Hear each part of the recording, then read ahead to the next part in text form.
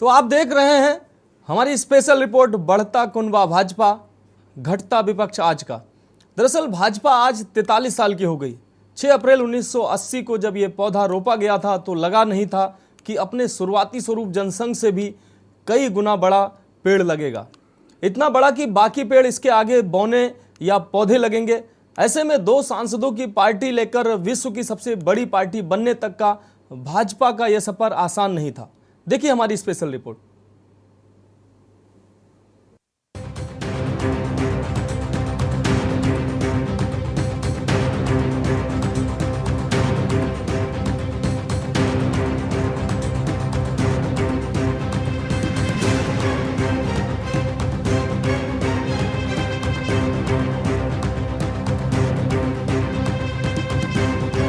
छह अप्रैल 1980 को जन्मी भारतीय जनता पार्टी आज अपना 44वां स्थापना दिवस मना रही है।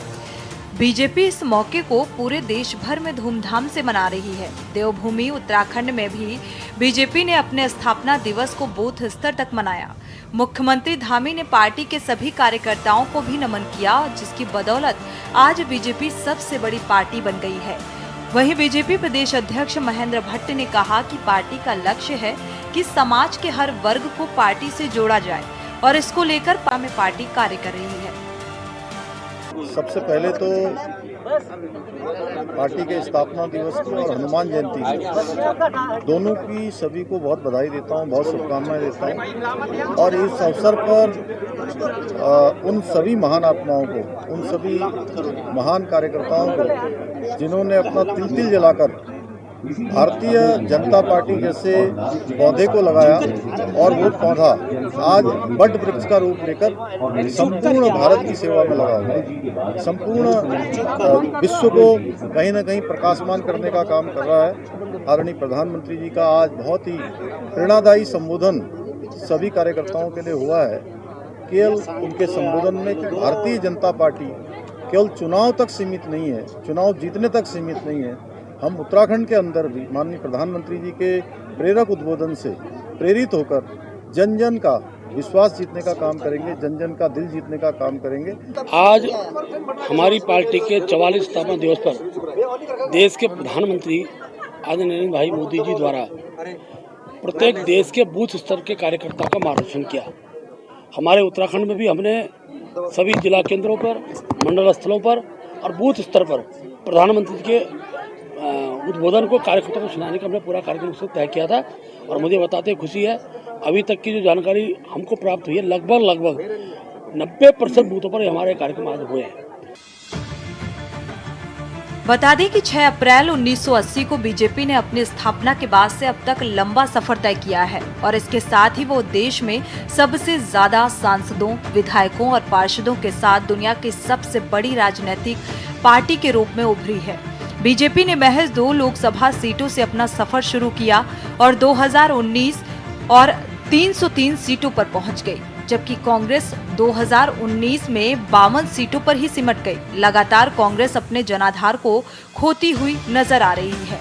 वहीं विपक्षी दलों का तर्क है कि भाजपा के राज में देश और प्रदेश की बुरी स्थिति है और बीजेपी अपने लक्ष्य से भटक गई है। बीजेपी को जश्न नहीं बल्कि आत्म अवलोकन करना चाहिए। ईश्वर इन्हें सद्बुद्धि दे।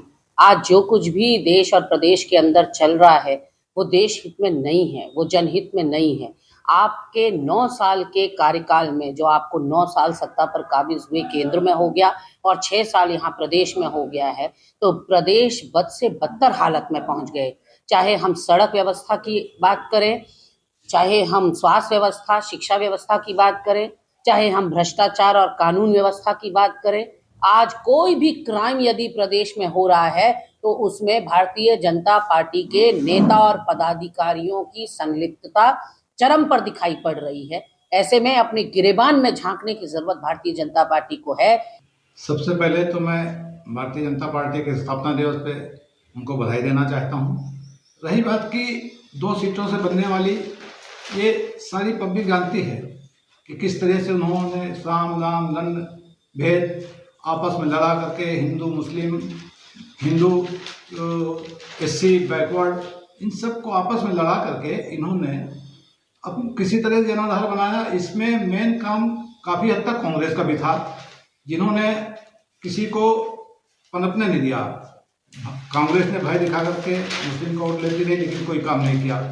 अब ये कर रहे हैं कि ये भी मुस्लिम को भय दिखा करके हिंदुओं को पोलराइजेशन कर रहे हैं। भारतीय जनता पार्टी का ये जो उभार है, जब से भारतीय जनता पार्टी जनसंघ से भारतीय जनता पार्टी में जब इसने नाम चेंज किया था, इनका उभार बना है राम मंदिर के बाद से। आप भी जानते हैं राम लहर जब चली, जिसको राम लहर के रूप में जाना, और तब से भाजपा ने यही देखा है कि जनता को धार्मिक रूप से उकसाया जाए, धार्मिक रूप से उद्वेलित किया जाए, सांप्रदायिक दंगे कराए जाएं, और देश को राष्ट्रवाद के नाम पे कह लें या पाकिस्तान और चाइना के नाम पे डरा के कह लें, एक राष्ट्रवाद की जो छद्म राष्ट्रवाद है उसके इर्द गिर्द लोगों को डरा के, दूसरे देशों से डरा के, दूसरे धर्मों से डरा के, उसका भयादोहन करके भारतीय जनता पार्टी ने अपना जनाधार खड़ा किया।